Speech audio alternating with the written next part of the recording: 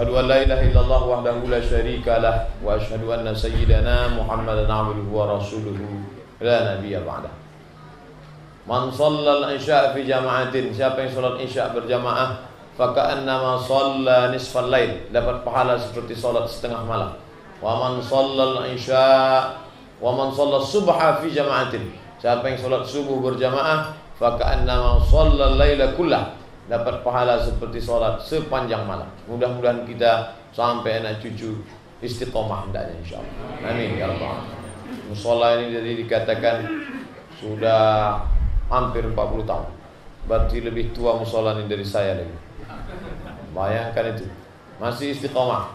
Maka di masa akan datang cucu kita, cicit kita, maka kalau tetaplah istiqomah, apa janji Allah? Walau anna ahlal qura amanu, seandainya penduduk suatu kampung negeri itu beriman, wattaqau, bertakwa, dua, beriman bertakwa, la fatahna alaihim, kami akan bukakan untuk mereka barakatin, barakah minas sama, dari langit, wal ard, dari bumi.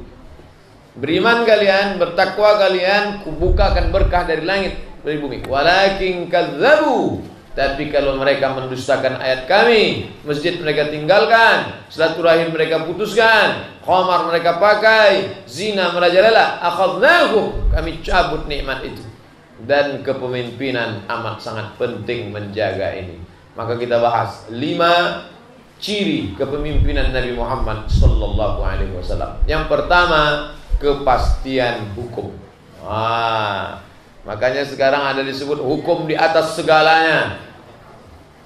Kalau mau baik, hukumnya mesti bagus. Kenapa orang paling jorok, paling dekil di Indonesia, kalau pergi ke Singapura dia akan jadi orang paling bersih? Kenapa? Karena hukumnya ketat. Saya pergi umrah lewat Singapura, sampai naik speed dari Batam. Begitu sudah mau sampai Singapura, yang punya rokok, tolong cabut dari koper, ambil dari tas. Kenapa Pak? 1 bungkus pajaknya tinggi, nanti ditangkap. Akhirnya ketakutan semua. Biarlah tak merokok daripada keluar duit. Kenapa? Karena hukum tidak tebang pilih. Hukum tidak boleh belah bambu. Macam mana hukum belah bambu? 1 diinjak ke bawah, 1 ditarik ke atas. Oleh sebab itu kalau hukum tebang pilih, hukum belah bambu tak bisa. Nah, mana Ustaz punya bukti Nabi Muhammad sallallahu alaihi wasallam bisa menjadi contoh dalam masalah kepastian hukum? Datanglah seorang perempuan mencuri, namanya Fatimah. Kebetulan namanya sama pula dengan anak Nabi Muhammad sallallahu alaihi wasallam. Nama bapaknya Aswad. Aswad artinya hitam. Fatimah binti Aswad. Fatimah anak Pak Hitam. Aswad ini kepala suku, orang kaya. Kalau anak gadisnya dipotong tangannya tentu malu. Kalau anak orang biasa dipotong, cuek aja lah. Ini anak kepala suku, orang terhormat, darah biru, bangsawan. Bangsawan Bapak Ibu tahu, bangsawan, bangsa yang hidup di awan, orang hebat. Masa anak kepala suku tangannya putus? Maka gimana caranya ini? Kita lobby Nabi. Lobby sudah ada sejak zaman dulu. Kira-kira siapa yang layak ngomong ke Nabi? Cari orang yang paling dekat dengan Nabi. Siapa orang paling dekat dengan Nabi? Zaid. Zaid itu anak angkat Nabi, namanya Zaid bin Harithah. Bahkan pernah dipanggil Zaid bin Muhammad, Zaid bin Muhammad, Zaid bin Muhammad. Nabi anak laki-lakinya meninggal 3-3. Anak yang paling tua laki-laki Abdullah meninggal. Al-Qasim, anak pertama laki-laki paling tua Al-Qasim meninggal. Yang paling kecil anak dari Khadijah Abdullah meninggal. Ada anaknya tunggal laki-laki dari Maria Qibtiyah meninggal juga. Dia punya anak angkat namanya Zaid. Dia panggil orang Zaid bin Muhammad, Zaid bin Muhammad, Zaid bin Muhammad. Turun ayat, "Maka Muhammadun aba ahadim min rijalikum." Muhammad bukan bapak kalian, Muhammad bukan ayah kalian, walakin Rasulullah. Muhammad itu adalah Rasul utusan Allah, wa khataman nabiyyin, dan dia penutup para nabi. Ayat itu membantah tak boleh memanggil nama anak angkat dinisbatkan ke bapak angkat. Tapi Nabi tetap sayang dengan dia. Dipanggil nama aslinya Zaid bin Harithah. Zaid punya anak namanya Usamah. Usamah artinya singa. Usamah bin Laden, singa anak Laden. Sampai ketika sama lah dia. Sama lagi. Nah, nampaknya kalau kita suruh Usamah melobi Nabi bisa, suruh dia maju. Datanglah Usamah, ya Rasulullah, ya ini ada seorang perempuan anak bangsawan, anak kepala suku, anak orang kaya mencuri. Siapa namanya? Fatimah. Kira-kira bisa tak ditawar hukumnya supaya jangan terlalu keras, jangan potong tangan. Dalam Quran kan dikatakan as-sariqu pencuri laki-laki, was-sariqatu pencuri perempuan, faqta'u aydiyahuma, potong tangannya. Bisa tak ditawar ini? Ini harga final, harga mati atau masih semifinal? Bisa tak ditawar? Ya Rasulullah, ini ada anak orang kaya, anak bangsawan, tolonglah jangan dipotong tangannya. Merah wajah Nabi. Apa kata Nabi? Inilah sebabnya kenapa umat sebelum kalian dulu di masa sebelum kita dibinasakan Allah SWT. Innama ahlaka man kana qablakum. Orang sebelum kamu di masa sebelum kita dibinasakan Allah gara-gara ini. Idza saraqa fihi musyarif. Kalau yang mencuri itu syarif, orang terhormat, bangsawan, orang kaya, pejabat, taraku. Kalau yang mencuri orang kaya, orang hebat, mereka tinggalkan. Wa idza saraqa fihi mudha'if. Tapi kalau yang mencuri itu dhaif, orang lemah, orang susah, rakyat jelata, aqamu alaihil had, mereka potong tangannya. Wallahi demi Allah, wallahi demi Allah. Lau saraqat Fatimah binti Muhammad, jangankan Fatimah anak si Aswad, jangankan Fatimah anak si Aswad kepala suku, Fatimah anak Muhammad mencuri, laqata'tu yadaha, aku sendiri yang akan memotong tangannya. Kepastian hukum. Jadi kalau kita mau bangkit, mau ikut sejarah, mau ikut sunnah Nabi, sholat berjamaah sunnah betul, pakai jubah putih sunnah betul, pakai sorban sunnah betul. Tapi sunnah adalah menegakkan kepastian. Tak ada menawar. Jangan nanti kira-kira yang ini kepala suku, Pak Ustadz, apa hukum bunga bank? Haram. Apa hukumnya Pak Ustadz? Haram. Kalau Ustadz kami kasih setengah, nanti saya cari. Umpamanya ada pendapat ulama, ini ikhtilaf ulama dengan tak bisa, harus kepastian hukum. Tak ada tawar menawar. Ini Nabi SAW. Datanglah seorang perempuan. Kita biasanya luluh kalau sudah perempuan datang. Ya Rasulullah, ya aku sudah berzina. Az-zaniyatu waz-zani, pezina perempuan, pezina laki-laki, fajlidu, cambuk kulla wahidin minhuma mi'ata jaldah, cambuk 100 kali. Surat An-Nur.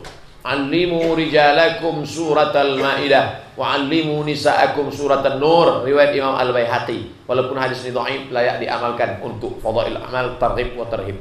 Ajarkan anak-anak perempuan kamu surat An-Nur, karena di dalam itu ada cerita tentang aurat, cerita tentang mahram, cerita tentang zina, cerita tentang menjaga kehormatan perempuan. Ya Rasulullah, aku berzina. Sudah nikah apa belum? Kalau belum nikah, cambuk 100 kali. Kalau sudah nikah, asy-syaikh wasy-syaikhatu farjumuhumal battah. Laki-laki perempuan yang sudah menikah berzina, sudah punya istri, sudah punya suami, rajam pakai batu sampai mati. Tidak dipancung. Tanam setengah badan, lempar batu. Kenapa ditanam setengah? Kalau tak ditanam lari dia lintang kukang tunggang langgang. Maka kalau sudah ditanam setengah mau lari kemana? Gerakkanlah kaki itu dalam tanah. Tapi ternyata dia sedang hamil, hasil dari zina. Anak yang ada dalam kandungannya tidak boleh dibunuh. Anak tak berdosa. Ma min mauludin illa yuladu 'alal fitrah. Semua manusia suci. Orang tuanya yang berzina. Maka jangan katakan anak zina, dia suci. Orang tuanya yang berzina. Maka kata Nabi, pulang dulu. Pulang. Lahirkan anak. Setelah anaknya lahir datang dia, ya Rasulullah, anakku sudah lahir. Apa kata Nabi? Susukan anak. Karena anak punya hak 2 tahun untuk menyusu kepada ibu. Sedangkan orang yang sudah layak dilempar batu sampai mati sekalipun, tetap dikasih waktu 2 tahun menyusukan anak. Ini perempuan yang tidak dalam masa hukuman sudah menyerahkan anaknya ke Siti Al-Baqarah, sapi betina. Kenapa anakmu kau serahkan ke sapi? Akhirnya sifat sapi menurun kepada anak. Cuek aja, tak mau tahu. Nah, maka kata Nabi SAW, setelah anaknya dia susukan, dia datang. Sudah lahir anakmu? Sudah. Sudah menyusu anakmu? Sudah. Tidak ada lagi beban? Tidak ada. Tanam dia setengah badan, lempar batu sampai mati. kepastian hukum. La ta'khudhukum ra'fatum fi dinillah. Tidak ada rasa kasihan dalam menegakkan agama Allah. In kuntum tu'minuna billah. Kalau kalian beriman dengan Allah dan hari akhirat. Ini penting, kepastian hukum. Kenapa ketika yang mencuri seorang ibu tua hanya mencuri minyak goreng, hanya mencuri sendal jepit, menangis-nangis di pengadilan turun, tolonglah Pak Hakim, tolong Pak Hakim. Tak ada keringanan. Ahok bisa juga menangis tadi juga. Nangis dia tadi. Kenapa ketika Lia Eden menista agama, tangkap, penjarakan. Ketika Ahmad Musaddiq menista agama, tangkap. Ketika Permadi menista agama, tangkap. Waktu saya kelas 1 SMP, ada orang penista agama. Namanya Arswendo Atmowiloto. Timpo klopo ropopo, cokot ulo baru terus. Dibuatnya dalam buletin dia, monitor Nabi Muhammad nomor 11. Padahal itu dia ngutip orang barat. Dianggap menista agama. Presiden Soeharto tak bisa membela. Umat Islam mengamuk. Tangkap, jebloskan ke penjara. Nusa Kambangan. Saya tak setuju dengan Arswendo Atmowiloto. Tapi dia menulis buku bagus. Selama di Nusa Kambangan ditulisnya buku. Apa dia cerita di dalam? Penjara di Indonesia mendidik maling kecil menjadi maling besar. Kalau ada pencuri sendal jepit, pencuri ayam, dia akan disulut pakai rokok, akan ditempeleng, akan ditunjang, akan disipak, akan disikut, akan ditanduk. Tapi kalau pencuri yang kaya, adem, ayam, tentram, pakai ruang ber-AC, pakai kipas angin, pakai kasur tebal, bisa pula liburan ke Bali. Gayus. Kepastian hukum. Negeri ini yang paling besar orang Islam, orang Katolik, orang kafir, orang Buddha, apa orang Hindu, apa orang Islam? Orang Islam. Mana sunnah Nabi? Sunnah ke masjid? Ya. Sunnah berdakwah? Ya. Sunnah baca surat Al-Kahfi? Betul. Tapi sunnah Nabi yang lain orang lupakan. Apa dia? Kepastian hukum. Kalau makan permen karet, yang suka makan permen karet, gigit, terus tiba-tiba diletakkan di bawah kursi, di bawah meja, denda. Makanya tidak ada orang di Singapura makan permen karet, rokok, abunya sembarangan, puntungnya buang sembarangan. Orang kalau sudah nonton bola pakai rokok semua, awalnya di asbak penuh masuk ke tempat air minum. Ada bininya tidur, telinga bininya pun basah. Kalau dia di Singapura tak akan bisa. Kenapa? Kepastian hukum. Siapapun orangnya, pajak dibuatnya rokok, pajak tinggi melambung. Siapa yang buang sembarangan puntung rokok, abu rokok, kalau tidak jebloskan, tangkap, denda. Kepastian hukum. Oleh sebab itu, ajaran agamanya ajaran agama kita, tapi yang mengamalkan siapa? Lee Kuan Yew, pendiri Singapura. Oleh sebab itu, betul kata Syekh Muhammad Abduh, aku ke Eropa, aku lihat di Eropa banyak orang Islam tapi tidak Muslim. Kenapa? Maksud dia, salah satu dari ajaran Islam itu diamalkannya, kepastian hukum. Dari mana kita mulai Pak Ustaz? Dari kita sendiri. Kita harus taat hukum. Ustaz Somad mau cepat-cepat ceramah, sudah terlambat nih. Aduh terlambat. Lewatlah depan mall SKA dari arah Namiroh. Karena mau cepat mutar. Begitu mutar langsung prit. Pak. Kenapa? Coba Bapak tengok tanda. Apa? Rupanya ada tanda pancing. Pancing tidak boleh mutar. Tak nampak saya tadi Pak. Tak berlaku, tak nampak. Harus. Bapak mau bayar di sini atau di pengadilan? Pengadilan. Nanti ngantri itu lama. Pengadilan aja. Saya pengadilan. Akhirnya saya ke pengadilan lah. Saya ke pengadilan tak pakai baju koko, tak pakai peci, pakai kemeja, saya gulung. Karena kalau pakai peci, pakai koko pengadilan itu merusak nama baik Ustaz. Lama, jam 7 pagi udah datang, ngantri sama orang ramai. Untungnya tak ada orang kenal. Tak ada satupun yang manggil saya Ustaz. Tak kenal. Entah ada yang ragu, tengok. Yang jelas rupanya yang banyak melanggar lalu lintas itu tak ada jamaah kita. Alhamdulillah, jamaah kita taat hukum. Ustaznya aja yang tertangkap. Contohlah jam 10, jam 11 barulah dipanggil. Abdul Somad, tahu kesalahan saudara? Tahu Pak, tak nampak saya pancing situ. Ya, bayar berapa? 75.000. Segitu adalah dari tadi. Kenapa? Kita berusaha untuk tangkap. Padahal kalau saya mau telepon jamaah bisa, cincai lah itu. Diawali dari kita sendiri. Apa maknanya? Bahwa ini berat. Diawali dari mana? Dari kemauan diri kita sendiri dan kita bersama. Jangan kita anggap ibadah itu sholat, ibadah itu puasa sunat, ibadah itu pergi haji dan umrah. Betul, itu buah ibadah. Tapi ada ibadah lagi. Apa dia? Taat hukum, kepastian hukum adalah bagian dari ati Allah wa ati Rasul wa ulil amri minkum. Fa in tanaza'tum fi syai'in farudduhu ila Allah war Rasul. Oleh sebab itu ini kalau mau bangkit umat Islam ini harus taat hukum. Tapi kebanyakan pisau ini kan tajamnya ke bawah. Bapak ibu sekalian, marilah taat hukum. Makanya saya tidak mengajak Bapak ibu taat hukum. Tidak. Saya mengatakan kepastian hukum. Yang punya palu itu jangan palunya ke bawah aja, ke atas juga. Harus. Kalau tidak maka akan habis orang Islam. Seorang ibu gara-gara memotong sebatang pohon di halaman anaknya dimasukkan penjara.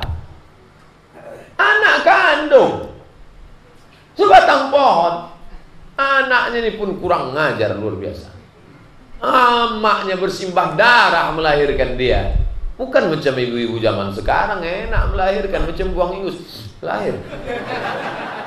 Zaman dulu belum ada sesar, susah menyusukannya 2 tahun, melahirkannya bertaruh nyawa. Tiba-tiba dituntut, saya memang tak masuk akal. Apa kata Nabi? Hal adullukum ala akbaril kabair? Maukah kalian kutunjukkan dosa terbesar di antara dosa besar? Apa itu ya Rasulullah? Kata Nabi SAW, yang pertama al-isyrak, mempersekutukan Allah. Yang kedua uququl walidain, durhaka kepada orang tua. Nabi SAW menerapkan kepastian hukum untuk menjaga. Makanya dalam patung orang barat, perempuan matanya terpejam, diikat pakai tali. Kenapa? Hukum itu buta. Hukum tak bisa membedakan antara anak penguasa dengan anak rakyat jelata. Kepastian hukum. Datang orang Yahudi mengadu kepada Umar bin Khattab. Ayo Umar bin Khattab, ya itu tanahku kena, mereka buat jalan kena. Di mana? Di Mesir. Datang Umar bin Khattab, diambilnya tulang, digarisnya pakai pedang. Lurus, ambil tulang, garis terus pakai pedang. Apa nih Umar? Pergi bawa ke gubernur Mesir. Tunjukkan. Gubernur Mesir Amr bin As. Amr bin As, Tuan Gubernur, ya ini ada titipan dari Umar bin Khattab. Apa? Tulang. Sadar Amr bin As. Apa maknanya? Hai Amr bin As, kau kalau sudah mati akan jadi tulang. Dan kau harus lurus seperti garis yang ada lurus. Kau akan diminta tanggung jawab di hadapan Allah Subhanahu wa ta'ala. Kepastian hukum, walaupun orang itu orang Yahudi. Lihat bagaimana Islam menghormati kaum minoritas. Jadi kalau cerita masalah marilah kita mengusung kebinekaan, marilah jaga. Memangnya kebinekaan kita selama ini siapa yang menjaga kalau bukan orang Islam? Memangnya yang merusak kebinekaan ini selama siapa? Siapa kalau bukan non-Muslim? Orang Islam kalau dia banyak, maka yang non-Muslim aman. Tengok kita di Pekanbaru, Cina aman, Batak aman, Kristen aman, Hindu aman, tempat ibadah tak ada terganggu. Tapi kita di Papua, saudara-saudara kita yang ada di NTT, saudara kita yang ada di Poso, setiap kali kita minoritas, kita macam-macam. Saudara kita yang ada di Singapura, mikrofon suara azan aja tak boleh. Azanlah sekuat-kuatnya, suara hanya ke dalam saja. Lama-lama mungkin nanti sholat pun tak boleh lagi. Nauzubillah. Luar biasa. Padahal Singapura itu dulu negeri Islam. kerajaan Melayu Islam. Dulu orang tak tahu Singapura, dulu tahunya itu Tomasik. Sekarang, where are you going? Singapore. Oh, banyak pula mau menyampung air. Sampai ke Singapura kan ada air yang keluar dari muncung singa itu. Foto nampung air. Nama itu Rafal Hadasil Asghari Listibahati Sholati Fardu Alaiya Allah Ta'ala. Ambil wuduk pula di Singapura. La ilaha illallah. Tak tahu dia bagaimana sejarah itu. Orang Islam sana terlindas luar biasa. Ambil pelajaran. Islam mengajarkan kepastian hukum. Siapapun dia, tegakkan hukum. Anak kandungku sendiri, kata Nabi, akan kupotong tangannya. Nah, ini ciri kepemimpinan Muhammad SAW yang pertama. Pisaunya tidak tajam ke bawah oke, ke atas. Palunya tidak kuat ke bawah oke, ke atas. Sama rata orang di hadapan hukum. Al-musawat bainan nas fil ahkam. Persamaan antara manusia di hadapan hukum. Baik hukum positif, hukum manusia, hukum Allah Subhanahu wa Ta'ala. Yang kedua, apa ciri kepemimpinan Nabi Sallallahu Alaihi Wasallam? The right man and the right place. Orang yang tepat di tempat yang tepat. Orang yang punya kemampuan, high ability, di tempat yang cocok, yang sesuai. Jangan insinyur mesin ditempatkan di hukum. Hancurlah dia. Baru sebulan 2 bulan tengok udah retak-retak. Kenapa ini? Karena tidak menempatkan orang di tempat yang tepat. Hancur. Apa kata Nabi? Idza usidal amru ila ghairi ahlihi. Kalau diletakkan orang yang bukan pada tempatnya, fantaziris sa'ah. Tunggulah kehancuran. Kenapa bangunan musalla Babus Salam tak ada retak-retak? Karena ditempatkan orang pada tempatnya. Apa maknanya? Berapa banyak bangunan salah campur semennya, salah campur batunya, salah besi yang diletakkan. Mestinya sebesar ini, dibuatnya sebesar ini. Hancur, bengkok, goncang, patah, tumbang. Datang tsunami, semua bangunan roboh, tapi masjid tidak. Apa kata analisa orang? Masjid dijaga oleh malaikat. Betul? Tak salah. Tapi ada juga salah satu analisa yang rasional masuk akal. Kenapa? Karena orang kalau bangun masjid takut dia korupsi, Pak Ustaz. Masjid dulu, masjid sekarang tak juga. Nah, oleh sebab itu Nabi meletakkan orang sesuai pada tempatnya. Oh, ini Abu Bakar Siddiq, ini orang tua, orangnya penyabar. Kalau begitu dia menemani saya di Jabal Thur, tempat Nabi bersembunyi. Ali bin Abi Thalib, ini dia cocoknya anak muda. Ali bin Abi Thalib ketika Nabi hijrah itu jarak dia dengan Nabi 30 tahun. Jadi ketika Nabi menerima wahyu umur 40, Ali umur 10. Ketika pindah Nabi berumur 53, Ali ketika itu berumur 23 tahun. Anak muda. Kalau kita 23 tahun baru selesai S1, sedang semangat-semangatnya, Ali disuruh tidur di tempat tidur Nabi. Perempuan bawa makanan. Asma binti Abi Bakar bawa makanan. Zatun nitaqain, dari bawah naik ke atas Jabal Sur. Makanya ibu-ibu besok maulid Arab bawa makanan. Itu memang sudah begitu job description, pembagian kerjaan.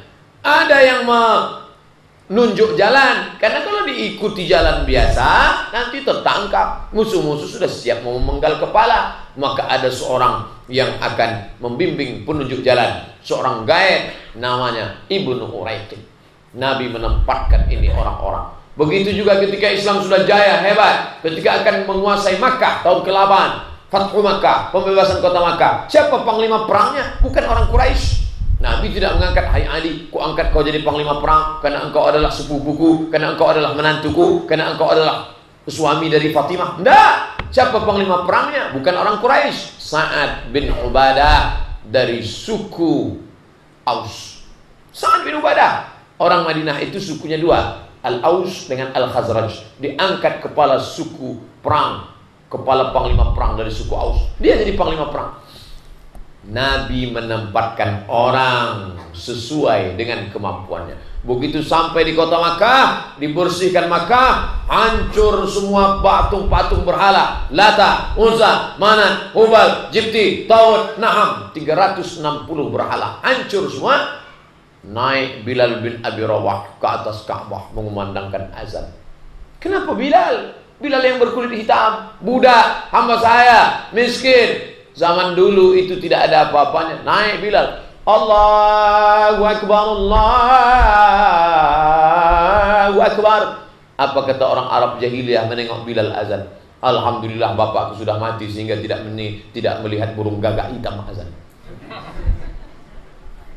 Mereka dibuatnya kotak-kotak. Kotak yang paling tinggi VVIP Arab Quraisy, nomor 2 VIP Arab tapi tidak Quraisy, nomor 3 kelas ekonomi non Arab, orang Persia, orang Romawi, nomor 4 berkulit hitam, nomor 5 budak. Bukan budak dari Bengkalis, itu budak Melayu. Budak hamba saya dijual beli macam barang, dikotak-kotakkan manusia. Ketika Nabi SAW datang, tidak lagi ada kullukum min Adam, semua kalian dari Adam, wa Adam min turab, Adam dari tanah. La farqa bainal Arabi wal Ajam, tak ada beda antara yang Arab dengan non Arab. Wal farqa bainal abyad wal aswad, tak ada beda antara kulit putih dengan kulit hitam. Kullukum min Adam, semua kalian dari Adam, wa Adam min turab, dan Adam dari tanah. Dari tanah akan balik ke dalam tanah, akan mati dimakan cacing tanah. Waktu hidup pun sudah bau tanah. Islam mengajarkan semangat orang ditempatkan di tempat yang sesuai dengan kemampuan. Nah, sekarang siapa yang mengamalkan ajaran itu? Orang Barat.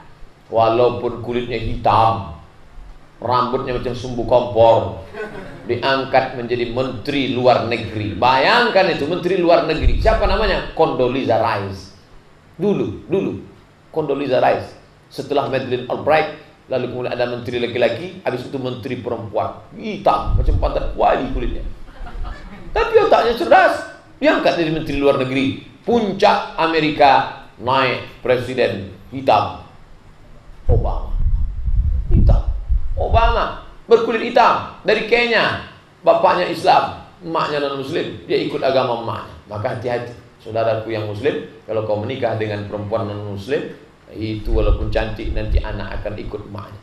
Tapi kalau dia mau masuk Islam, mualaf, bagus. Tapi kalau tidak, masih banyak lagi orang muslimah walaupun agak kurang-kurang cantik, tak apa-apa. Nah, maka Islam mengajarkan kau bisa apa. Dulu orang punya CV, kurikulum vitae, panjang sekali namanya. Nama, tempat tanggal lahir, S1, S2, S3, S4, postdoktoral, training di mana, luar negeri dan negeri. Dulu banyak, sekarang enggak. Kamu bisa apa? Untuk apa titel panjang tak bisa apa-apa? Untuk apa kartu nama hampir sebesar amplop, tapi tak bisa apa-apa? Maka Nabi mengandalkan orang. Kamu bisa apa? Keterampilan. Coba, kalau datang orang lemah minta jabatan, datanglah namanya Abu Dzar Al-Ghifari. Ya Rasulullah, ala tasma'amiluni, tolonglah angkat aku jadi amil zakat petugas. Kata Nabi, ya Abu Dzar, innaka la dha'if, engkau orangnya lemah. Ini adalah amanah. Nanti kalau kau tak sanggup akan menjadi nadamah, akan menjadi penyesalan di hadapan Allah Subhanahu wa taala. Walaupun Nabi dekat dengan Abu Dzar Al-Ghifari, Abu Dzar orangnya jujur, Abu Dzar orangnya baik, tapi dia orangnya lemah. Ini tidak bisa diangkat orang lemah. Inna khayra man istajartal qawiyul amin. Orang yang paling layak memegang kekuasaan ini sifatnya pertama al-qawi, kuat, al-amin, amanah. Ada orang amanah tapi 5L, lemah, lesu, letoy, loyo, lunglai. Tak bisa. Ada orangnya perkasa, hebat, tapi tak amanah. Yang lebih parah lagi, sudahlah tak amanah, letoy pula. Pantang duit orang dekat, habis ditelannya.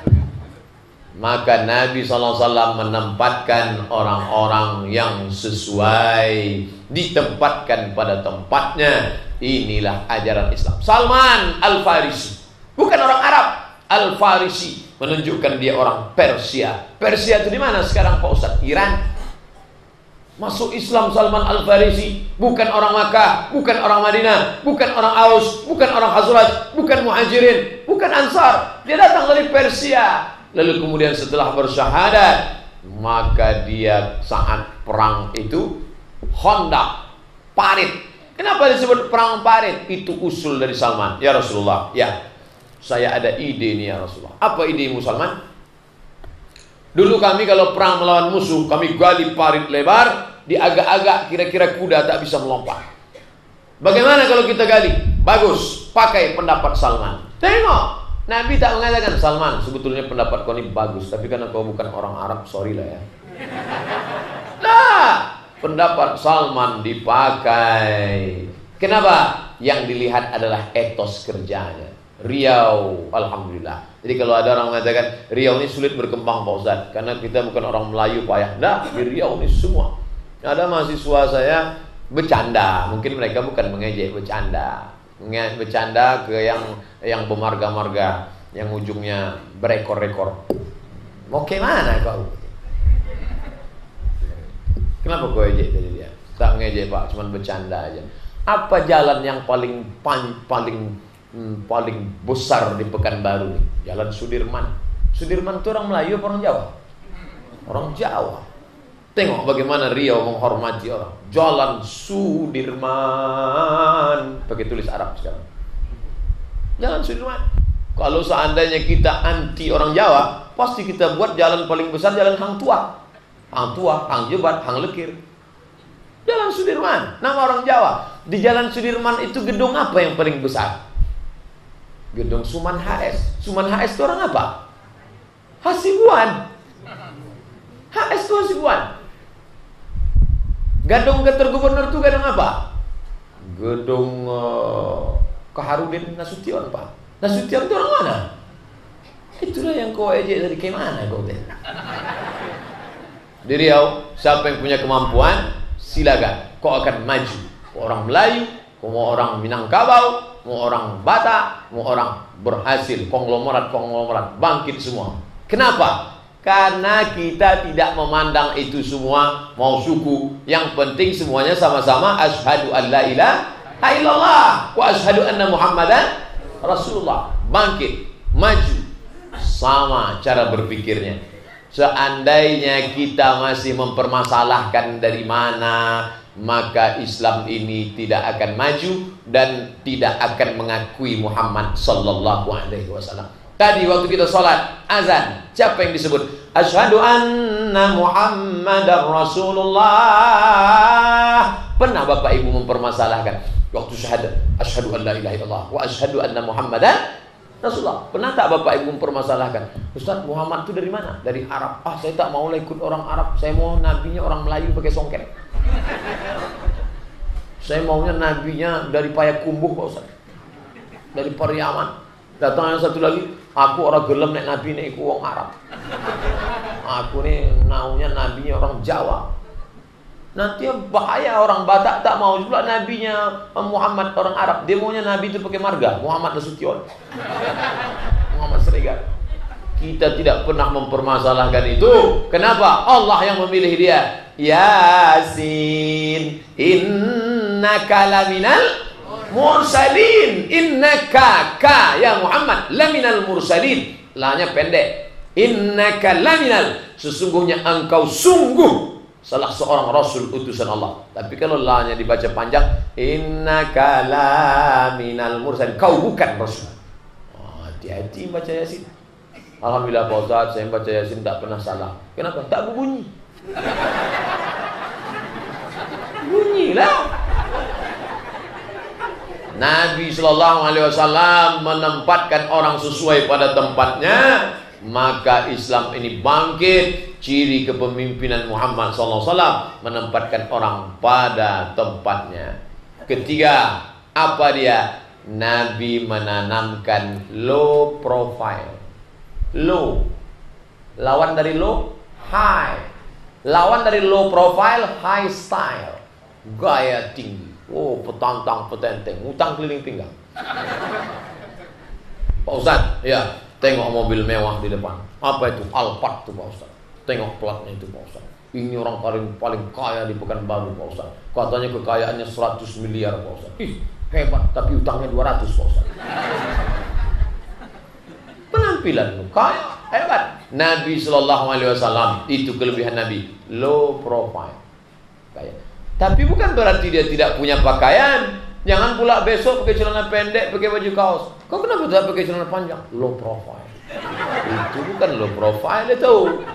Itu memang melanggar aturan Allah. Maksudnya, ya biasa aja lah. Ini enggak. Begitu orang ada merokok di samping dia. Kenapa? Takut berlubang Pak Ustaz. Ini 2 juta. Di mana letak musola Babu Salam? Sana Pak Ustaz. Rupanya ada cincin 3 biji. Ruby, 1 biji ruby berapa? 40 juta. Zamrud, 1 zamrud berapa? 30 juta. Yang agak murah sedikit, Sungai Dare.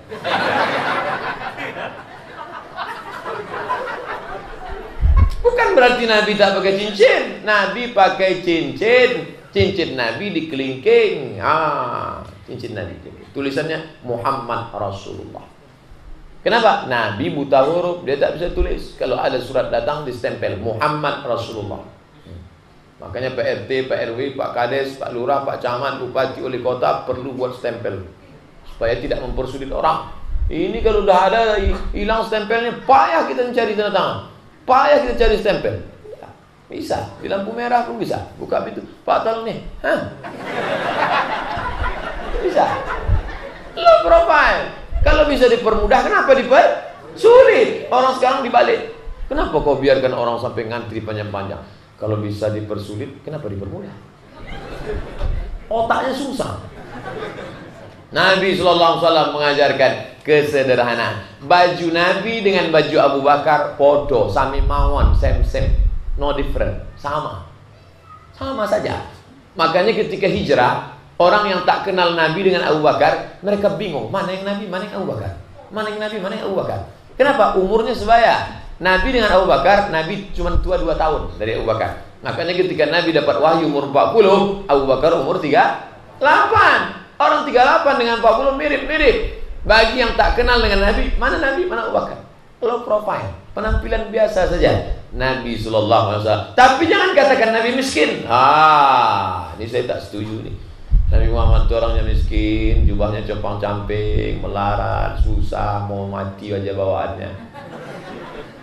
Apa bilang? Nabi SAW itu kaya apa miskin? Ketika Nabi menikah dengan Khadijah, maharnya isruna bakarah, 20 ekor onta. 1 ekor onta sekarang paling murah 35 juta, kali 20 ekor 700 juta. Kalau ada orang nikah maharnya 700 juta, orang kaya apa orang miskin? Kaya. Yang miskin itu bukan Muhammad, umat Muhammad. Maharnya apa? Seperangkat alat sholat dan kitab suci Al-Quran tak pernah dibuka sampai mati. Itulah. Dari jauh macam emas. Tengok ini kertas. Zaman kita dulu, zaman anak-anak muda ini sekarang, murah sekali. Kupinang kau pakai bismillah. Nabi SAW kaya raya. Itu kan sebelum jadi Nabi Pak Ustadz. Umurnya 25 tahun. Waktu dia bisnismen. Apa kerja Nabi sampai bisa menikah maharnya 220 ekor onta? Nabi membawakan barang-barang Khadijah. Khadijah itu perempuan saudagar kaya. Setiap kali dibawa barangnya oleh Nabi SAW, laku keras. Maka Nabi menjumpai seorang perempuan, diutusnya lah, sampaikan kepada Muhammad, aku ingin menikah dengan dia. Itu dalil bahwa perempuan yang solehah boleh ketika menengok ada laki-laki yang soleh, boleh menyatakan perasaannya. Tapi jangan langsung dengan perantara. Tolong sampaikan ke dia. Malu dong nembak duluan, nanti dikatakan. Nah apa-apa, daripada dia diambil orang, menyesal seumur hidup. Maka Nabi SAW bersedia, mereka pun menikah. Nabi kerjanya, jangan bayangkan Nabi bawa barang dagangan. Kira-kira ada orang dagang. Li'ila fi Quraisy, perjalanan orang Quraisy ila fihim rihlatash syita was shaif. Makkah di tengah, syita musim dingin pergi ke Yaman, was shaif musim panas pergi ke negeri Syam. Makkah di tengah, Yaman di bawah, Syam di atas. Berapa negara itu sekarang Pak Ustaz? Yaman, Saudi Arabia, Syam 4 negara, Suriah, Lebanon, Yordania, Palestina. Nabi Muhammad itu bisnismen ekspor impor 6 negara. Jadi jangan bayangkan Nabi Muhammad jual duku antar kecamatan. Mohon maaf Bapak yang jual duku, jangan tersinggung. Saya ingin menjelaskan, jangan bayangkan Nabi Muhammad itu kerdil. Muhammad sallallahu alaihi wasallam seorang bisnismen kaya raya, nikah dengan mahar 700 juta, tapi low profile. Kayaknya biasa. Ini enggak, mati karena gaya. Baru mahasiswa, belum kerja. Kalau udah tanggal 1, tanggal 2 pakai Kawasaki Ninja, brum. Masuk tanggal 21, Yamaha Mio. Mana Ninja kemarin? Rental. Giliran tanggal 30 balik naik oplet balik. Rupanya Mio dari pinjaman punya kawan. Aduh, ini mental-mental begini tak bisa. Ini dari mulai mahasiswa sampai nanti jadi ketua BEM, kerjaannya tukang buat proposal. Nengok mukanya udah tertulis proposal. Sampai nanti jadi pejabat anggota DPR, jadi gaya. Belum buat apa-apa, program pertama mobil mewah. Mobil dinas Ferrari 1 pintu 2M 1 pintu. Mobil itu makin sedikit pintunya makin mahal. Nanti 2017 keluar tak berpintu lagi.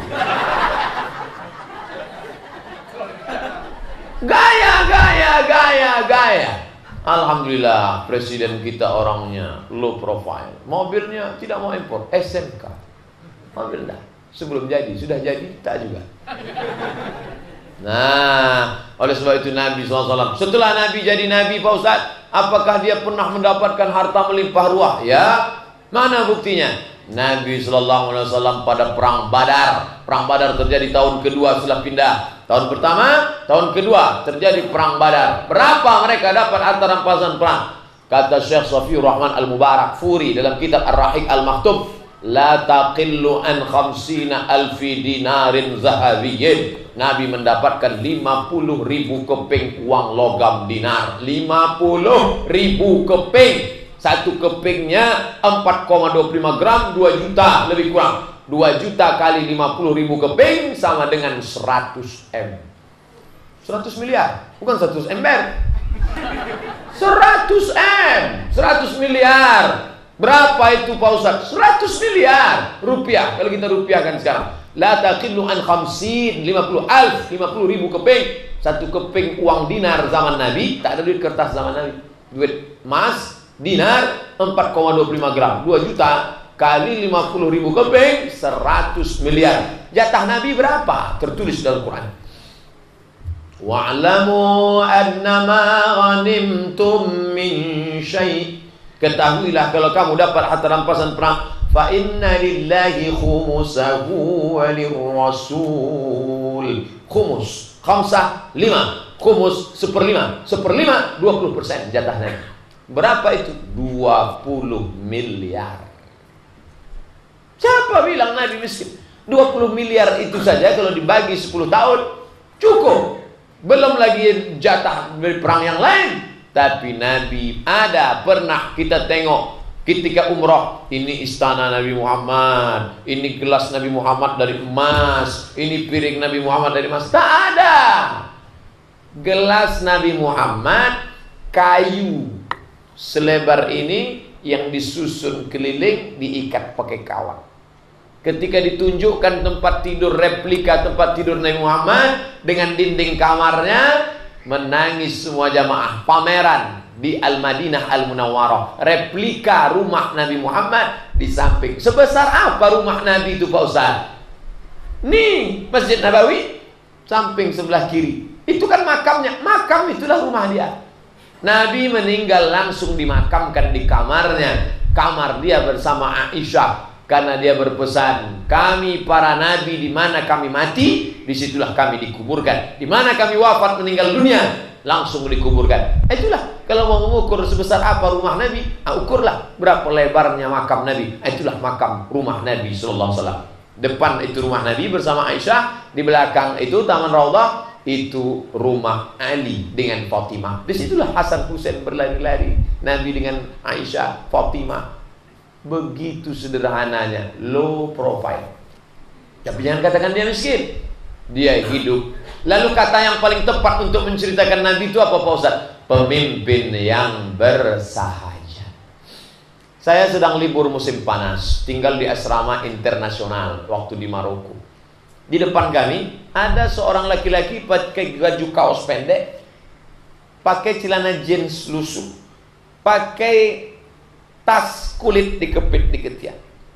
Datang kawan saya dari belakang, Abdul Samad, "Na'am, hal ta'rifu man rajul amamak?" Tahu tak itu di depan kamu itu siapa? Lah, ma'arif. Siapa itu? Safir Portugal. Itu duta besar Portugal. Di depan kita ini duta besar Portugal. Iya. Ngapain dia mau ke asrama? Mau bagi-bagi duit kepada negara jajahan Portugal. Musim panas. Kita dijajah Belanda, sekali harap Belanda datang ke musim. Portugal. Gayanya santai, tidak pakai mobil dinas, tidak pakai pengawal, santai aja datang seperti mahasiswa. Dikumpulkannya mahasiswa jajahan Portugal, bagi-bagi duit, santai. Yang punya ajaran orang Islam, yang mengamalkannya Portugal. Portugal itu nama negara, bukan persatuan orang tua gatal. Orang Islam kalau mau diundang, payahnya. Pak, bisa Bapak datang ke masjid musola kami untuk Maulid Nabi? Musola? Masjid besar. Masjid Pak, iya. Jangan lupa siapkan kompang 3 grup. Kelempang. Selamat datang wahai Pak Anu. La. Kalau tak disambut tak mau datang. Agak kecil kata sambutannya. Kenapa? Baliho kurang besar. Orang Islam tidak mengamalkan. Inilah sunnah. Apa itu sunnah? Hidup dengan gaya biasa-biasa, low profile. Jangan dibuat-buat. Orang yang membuat gaya dibuat-buat, hidupnya tersiksa. Bayangkan kalau kita selalu bergaya kemana-mana macam mesin rusak. Apa yang kau anggap? Entahlah, aku tak tahu. Biasa aja. Capek buat gaya itu, capek sendiri. Nah, oleh sebab itu Nabi SAW cirinya adalah low profile. Berapa sudah sifatnya? 3. Yang pertama tadi kepastian hukum. Yang kedua, orang yang tepat di tempat yang tepat. Yang ketiga, hidup dalam sederhana, low profile. Yang keempat, Nabi tidak berdasarkan kesepakatan orang banyak. Ini yang paling penting. Tapi dia berdasarkan ada petunjuk. Wa man lam yakum bima anzalallah fa ulaika humul kafirun. Wa man lam yakum bima anzalallah fa ulaika humul fasiqun. Wa man lam yakum bima anzalallah fa ulaika humul zalimun. Al-Quran diturunkan sebagai way of life, jalan hidup, bukan kesepakatan bersama. Sepakat satu negara untuk membatalkan hukum Allah. Hukum Allah tak bisa batal. Maka kembali kepada ajaran Islam. Pancasila itu tidak ajaran Islam Pak Ustaz. Jangan lupa Pancasila 1. Kewajiban menjalankan syariat Islam bagi pemeluknya. Itu dulu bunyinya. Kewajiban menjalankan syariat Islam bagi pemeluknya. Andai sila itu masih ada, kita di Pekanbaru bisa menjalankan syariat Islam, menerapkan hukum ekonomi Islam, menerapkan hukum kisos, hukum rajam, hukum potong tangan, menerapkan hukum pengawasan Islam. Kenapa? Dipayungi oleh sila pertama, kewajiban menjalankan syariat Islam bagi pemeluknya. Adapun perkara-perkara yang tidak disebutkan dalam Quran, di mana? Musyawarah. Apa kata Allah dalam Quran?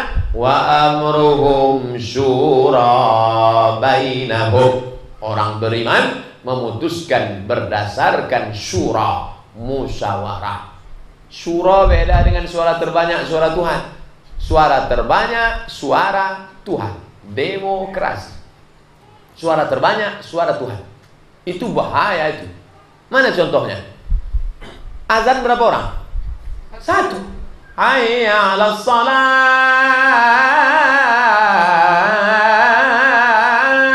1 orang. Yang ngajak main gaple 4 orang. Yang mana suara Tuhan? Yang 4. Karena kaedahnya suara terbanyak suara Tuhan. Ayo main gaple. Tuhan ngajak main gaple. Suara terbanyak suara Tuhan. Maka disebut dengan demokrasi. Agak-agak gilo gitu kalau mengikut suara orang banyak.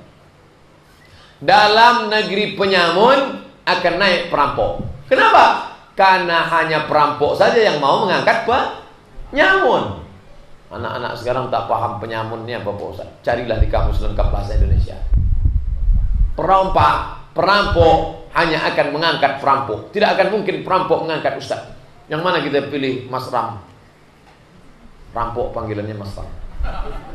Yang mana kita pilih? Kita pilihlah sesama perampok. Jangan kita angkat Ustaz. Nanti diajaknya kita sholat payah ceritanya. Tentu dia akan pilih sesama dia. Oh, bisa menjadi baik nih Pak Ustaz. Bisa. Kapan? Ketika orang sama-sama mengaji, sama-sama berazam memilih pemimpin yang muslim, sama-sama berazam memilih pemimpin yang adil. Bisa. Oleh sebab itu maka perlu memasukkan pemahaman yang benar ke dalam kepala umat Islam. Kalau tidak, dia akan meninggalkan. Mahjura, Quran ditinggalkan. Ditulis sebagai kaligrafi, ya. Dinyanyikan, dilantunkan oleh qari dan qari'ah di MTQ, ya. Dibacakan sebagai sumpah, menyumpah kepala orang, ya. Tapi diterapkan dalam kehidupan, tidak. Maka Nabi SAW menerapkan Al-Quran. Sekarang Quran ada Pak Ustaz, ya, bagus. Dibaca, kapan baca? Setiap ada orang mati. Asal ada orang mati, mulai mana Quran, mana Quran, mana Quran. Quran dicari cuma 2 kali saja. Pertama ada orang mati, kedua akad nikah. Itu saja Quran. Oh, jadi Ustaz nggak setuju ya kalau baca Quran itu orang mati. Al-Quran ini kalau dibaca ada pahalanya. Summa badalahum min ba'di ma ra'awul ayat. Ketika saya baca, itu ada pahalanya. Pahalanya bisa ditransfer untuk orang mati dengan syarat nomor rekeningnya betul. Sampai pahalanya. Tapi isi Quran ini bukan untuk orang mati. Isi Quran ini untuk orang hidup. Ini orang masuk Quran untuk orang mati. Asal ada orang mati,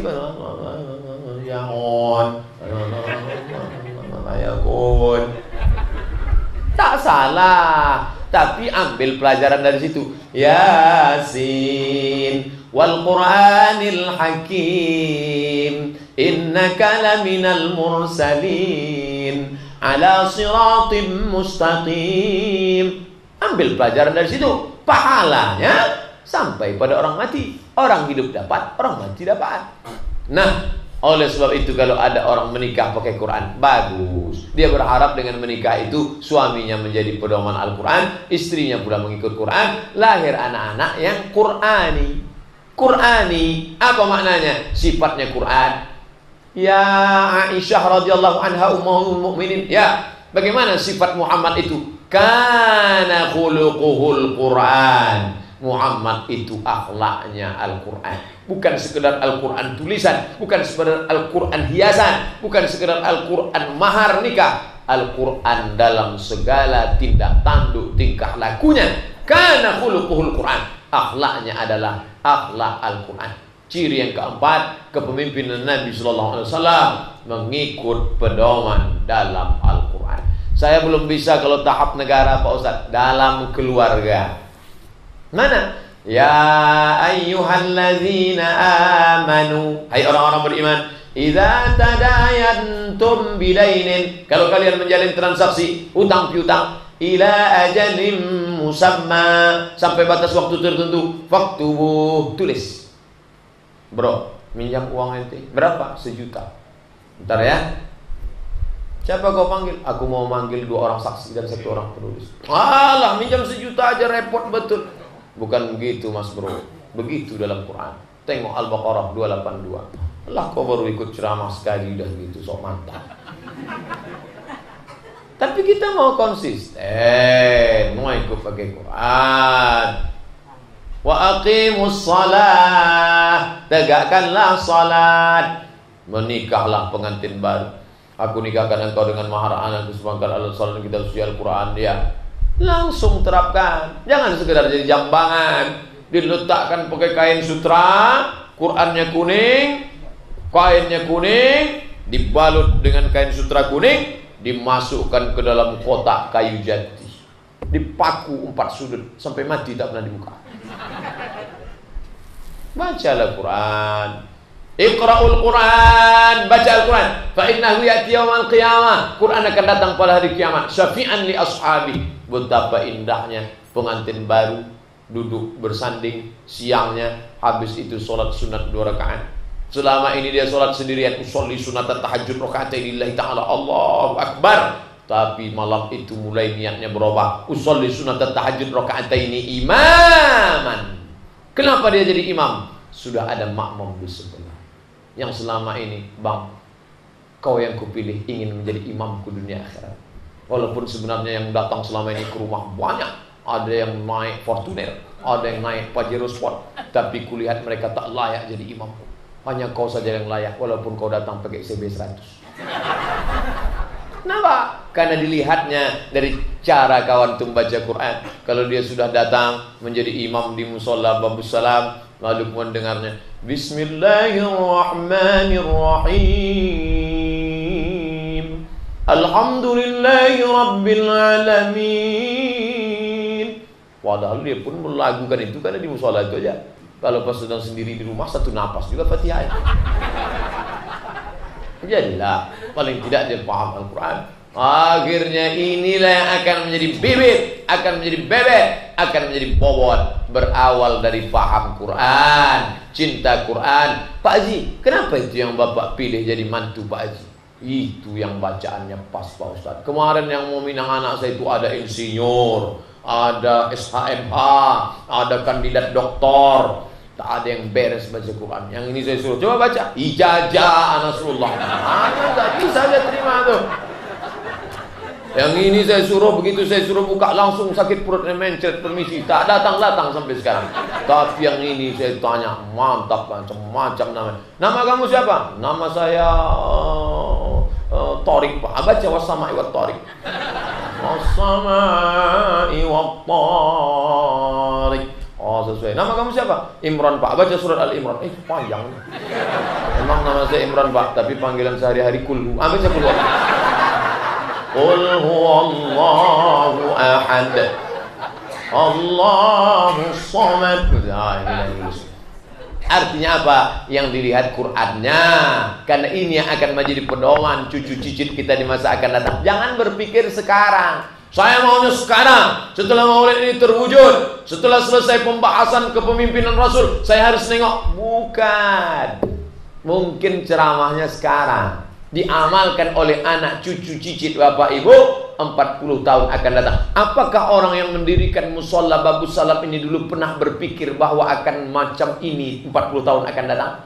Tak pernah. Yang penting mereka buat. Mungkin dulu hanya kayu saja, mungkin dulu lantainya hanya semen biasa, tapi kemudian hari ini menjadi musola yang seperti ini. Tak pernah terpikir di pikiran mereka. Begitu juga 2016 sekarang, 2050 akan datang, akan muncul pemimpin-pemimpin Islam dari mana? Dari luar, yang mungkin sehari ini masih ingusan-ingusan, yang masih lari-lari lompat-lompat, yang datang tak ada niatnya untuk datang acara maulid. Kau datang kenapa? Tengok ada kue 2 kotak. Anak-anak, anak SMP, anak SD. Tapi dia itu akan menjadi pemimpin masa depan. Lari sana, lari sini, lompat sana, lompat tuh, lompat-lompat, lari-lari. Tapi mereka itu yang didasarkan kepada Quran. Jangan sampai kosong maghrib, isya, maghrib mengaji, maghrib mengaji, maghrib mengaji. Itulah yang akan membangkitkan semangat di masa akan datang. Menjadikan Al-Quran sebagai pedoman. Yang terakhir, yang kelima, apa dia? Nabi tidak meninggalkan ekonomi. Nih, banyak orang menganggap kalau sudah berislam ekonomi campakkan. Pak Haji, Pak Haji nggak ngurus ruko. Ruko itu dunia itu semua. Udah saya campakkan semua. Kebun sawit Pak Haji sana. Itu dunia itu semua Pak Ustaz. Saya kalau sudah sholat, Allahu Akbar, teringat berondol berapa. Allahu Akbar, siapa tukang panen. Allahu Akbar, gotah belum ditakik. Akhirnya itu merusak. Akhirnya saya tinggalkan Pak Ustaz. Saya bertasbih aja sekarang. Allah. Pak Haji kalau lapar bisa mengunyah tasbih itu. Tidak. Sedang Nabi Muhammad aja makan. Kulu, makanlah. Wasrabu, minumlah. Nabi tidak meninggalkan ekonomi. Pasar.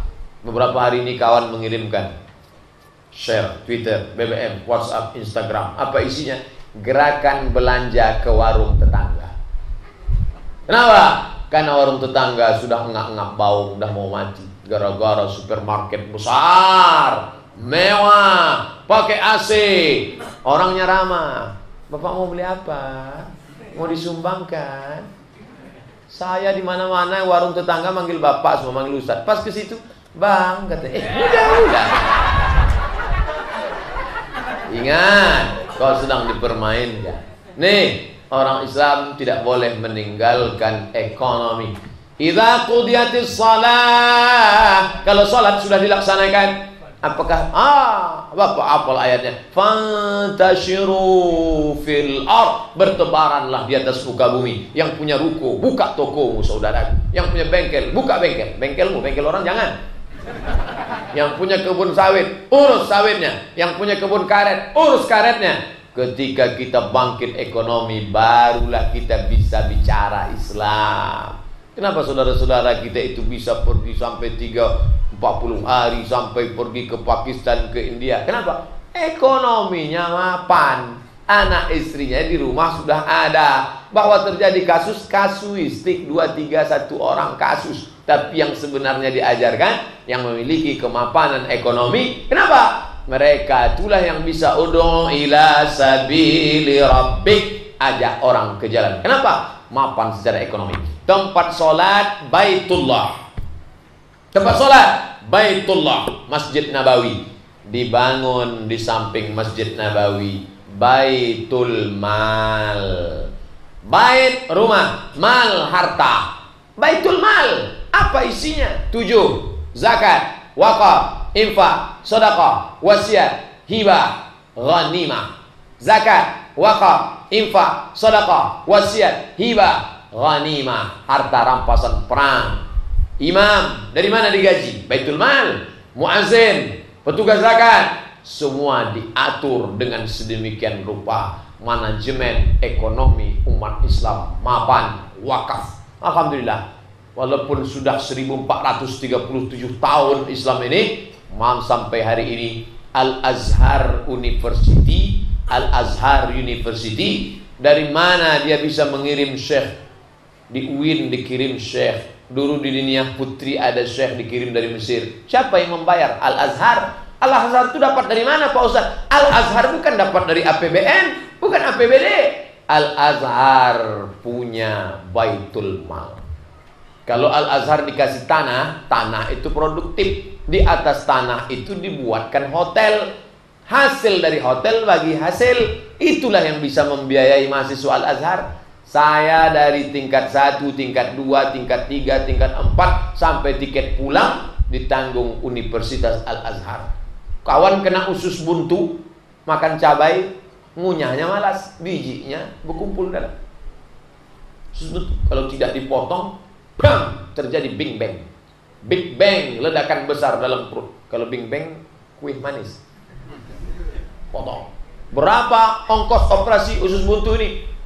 2.000, 3.000 pon. Bayangkan 3.000 pon kali 2.000 perak, 6 juta untuk ongkos. Minta duit ke Indonesia, madu. Krisis moneter 1997, 1998. Tunjukkan kartu Al-Azhar, gratis. Dari mana Al-Azhar bisa membayar orang usus buntu? Bukan anak Mesir, dari Indonesia. Begitu Ustadz Somad pulang ke Pekanbaru, ngurus surat sehat, tarik-tarikan di puskesmas.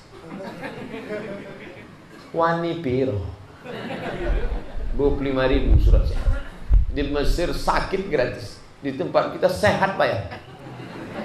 Padahal negeri ini kaya, atas minyak, bawah minyak, gemah ripah loh jenawi, tongkat dan batu jadi tanaman, untayan zamrud katulistiwa.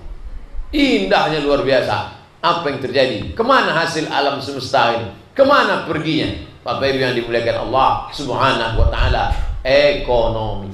Makanya kalau anak-anak Bapak, Ma, saya ambil fakultas ekonomi ya, silakan. Habis ini saya mau ambil S2 MBA, Master Business Administration. Lanjutkan. Saya mau ambil S2 akuntansi. Terus.